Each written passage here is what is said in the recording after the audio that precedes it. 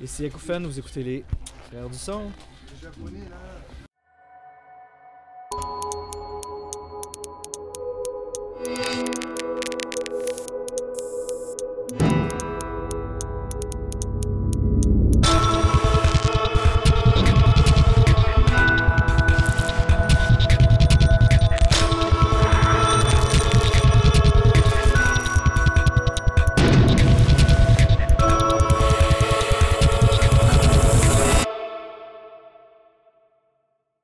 Akoufen, alias Marc Leclerc, c'est vraiment un plaisir de te rencontrer. Bienvenue à l'émission Les Frères du Son. Tout le plaisir pour moi.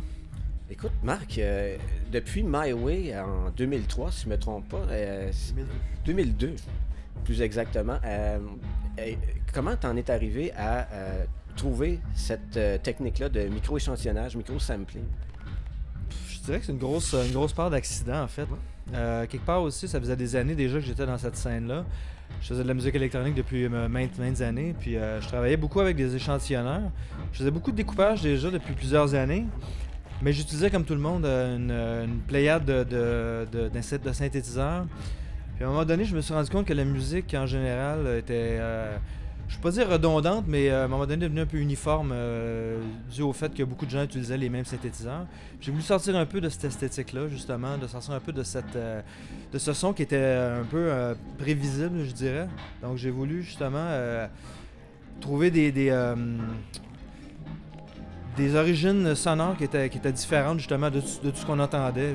J'aime bien personnellement écouter de la musique, puis pas avoir aucune espèce d'idée d'où ça peut provenir. Donc, ouais. Puis tes influences pour aller chercher ça, justement, c'est les ondes radio, c'est principalement où tu vas puiser. Qu'est-ce qui motive, dans le fond, d'aller chercher tel échantillon plutôt qu'une autre? Ben, au départ, je te dirais que c'était la radio, parce que la radio foisonnait à l'époque de sources hyper intéressantes. T'avais souvent des lignes ouvertes, t'avais un peu de tout.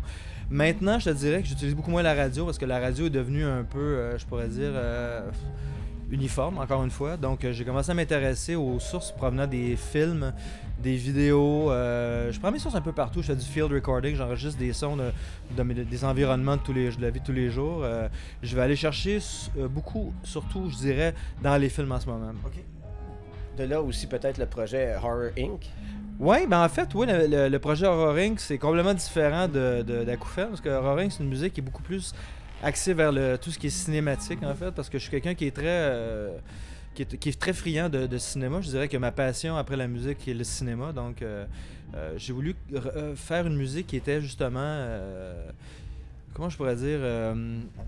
atmosphérique, mais toujours dansante quand même. Je veux quand même garder ça dansant, mais beaucoup plus moody, qui t'amène quelque part justement, qui peut te faire te promener à travers différents espaces sons. Et est-ce que il y a eu un déclic à un moment donné où tu as toujours pensé qu'un jour la musique allait prendre une aussi grande place dans ta vie? Absolument pas. Toutes les fois que je me fais poser la même question, tout ce que je peux dire, c'est que j'étais le premier surpris par la réception du public. J'ai toujours fait de la musique. Je veux dire, j'ai commencé à faire de la musique quand j'étais enfant. J'en ai fait toute ma vie. J'ai commencé à faire de la musique électronique, j'avais 15 ans. Donc, do the math. J'ai 44 ans. Donc, ça fait quand même pas mal d'années que je fais ça. Puis, j'ai continué à faire ce que je faisais tout le temps. Puis, à un moment donné, bon, j'aime toujours dire que ça a été être à la bonne place au bon moment. C'est clair qu'il y a une part de travail. Puis, bon, c'est d'acharnement. J'ai quand même travaillé fort pour arriver là. Mais en même temps, je pense qu'il y avait une révolution qui se passait à ce moment-là. Il y avait quelque chose qui se produisait. Puis j'ai, comme on dirait, sauté sur le train. Puis j'ai embarqué avec tout le monde. Là, puis on a été un peu les meneurs de file à Montréal pendant un petit bout de temps, là, je dirais. Puis ici, est-ce que, parce qu'on se promène pas mal quand on fait de la musique électronique, ça touche, bon, ça n'a pas de frontières. Est-ce qu'il y a un endroit plutôt qu'un autre qui sont plus réceptifs, disons, au genre de musique que tu fais? Ben, pendant longtemps, ça a été l'Allemagne, c'est évident. Bon, ils ont été les précurseurs au niveau musical pendant plusieurs générations. Je te dirais que maintenant, l'Europe devient un peu... en fait, je dirais plus les pays de l'Ouest sont probablement un petit peu plus, je pourrais dire, dans cette formule-là depuis plusieurs années. Donc, ça s'essouffle un peu. Le concept s'essouffle un peu. Il n'y a pas vraiment rien de nouveau qui se fait, mais... Je te dirais qu'en ce moment, ce sont les pays de l'Est qui m'attirent le plus. Tout ce qui est Roumanie, Pologne, Hongrie, c'est les pays en ce moment qui sont en plein développement côté musique électronique. Puis c'est là que j'ai entendu les trucs les plus intéressants. Puis en même temps, l'énergie est, je pourrais dire, similaire à celle que j'ai connue dans les premières années, parce qu'ils sont en train de découvrir justement cette musique-là. Donc il y a quelque chose de pur, de naïf dans ces pays-là en ce moment. Et puis, si on pense au marché montréalais, bon, le Mutech, pour toi, ça représente quoi? Ben, Mutech, écoute, qu'est-ce que je pourrais dire? Mutech, c'est la famille. Mutech, c'est Alain Mongeau, c'est quelqu'un de persévérant, d'acharné. Je veux dire, c'est un ami de longue date, ça fait, mon Dieu, si je fais le calcul rapidement, ça doit faire un bon 15, 16, 17 ans qu'on se connaît, Alain et moi. Donc, on a développé cette scène-là, lui et moi, et une pléiade d'artistes locaux. Au fil des ans, je crois que ça remonte à 1992, où vraiment ça a commencé ici à bouger localement.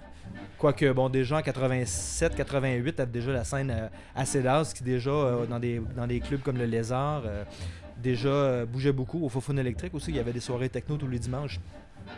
Mais oui, la Mutech, c'est la famille. Mutech, c'est quelque chose qui dure depuis longtemps. C'est une histoire d'amour. Moi, je vais toujours être derrière Mutech. C'est sans condition.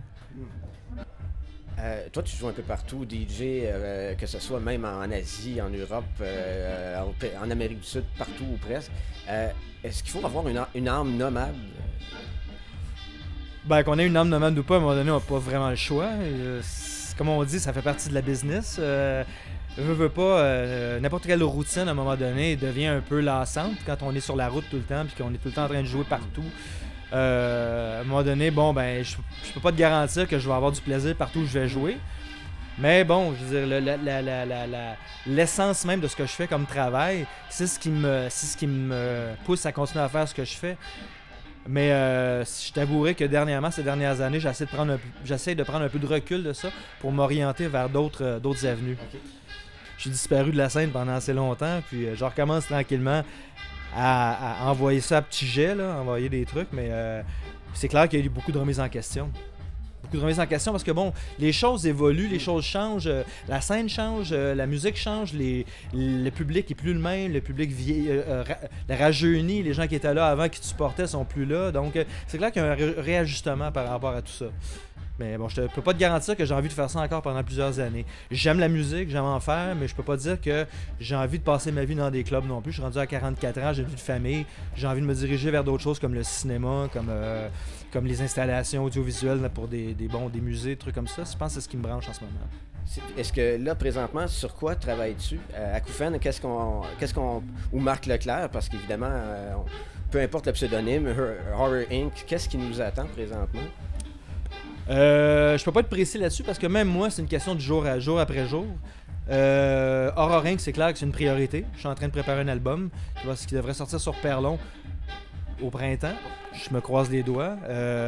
Sinon, ben, des projets avec Marc Leclerc, des trucs plus expérimentaux. Mais le Acouphène, même si Acouphène, je pense, a comme pris du recul, je vais ressortir des trucs similaires, mais pas nécessairement sous le nom Acouphène. Acouphène, je le laisse en veilleuse, même que je dirais que je l'ai pas mal tassé du terrain parce que ça a été pour moi pendant longtemps, je te dirais un blocage. J'ai créé une espèce de blocage psychologique parce que il y avait tellement d'attentes qui s'étaient créées par rapport à ce projet-là. Les gens n'arrêtaient pas de me poser la question. Puis quand est-ce que tu ressors des trucs? Puis plus l'attente grossissait, plus ça créait une tension chez moi. Donc ça me comment je pourrais dire? C'était malsain. Ben, c'était malsain parce que j'avais plein d'autres projets en veilleuse que je voulais faire, que je voulais démarrer. Mais que je tenais en veilleuse à cause de justement Acouphène. Donc là, Acouphène, tasser de l'image, mais là, je peux enfin faire ce que j'ai envie de faire. Là.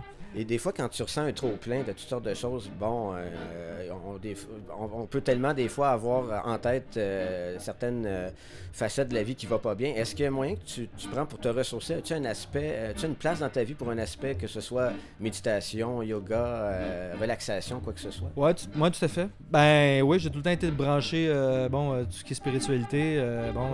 J'ai toujours fait beaucoup fait de lecture à ce sujet-là. C'est clair que oui, c'est devenu une part de ma vie parce que, surtout en tournée, à un moment donné, il faut que tu déconnectes. Il faut que tu, justement, t'apprennes à respirer. Parce que si t'apprends pas à respirer puis t'es pogné dans un aéroport puis ton vol il part pas, ben là, tu peux t'imaginer ce qui s'en ressort. Marc, merci beaucoup de ton temps. Vraiment, c'était très intéressant. Merci. Puis on va continuer d'avoir les oreilles ouvertes pour tout ce que tu nous réserves. Merci beaucoup. Merci, Marc.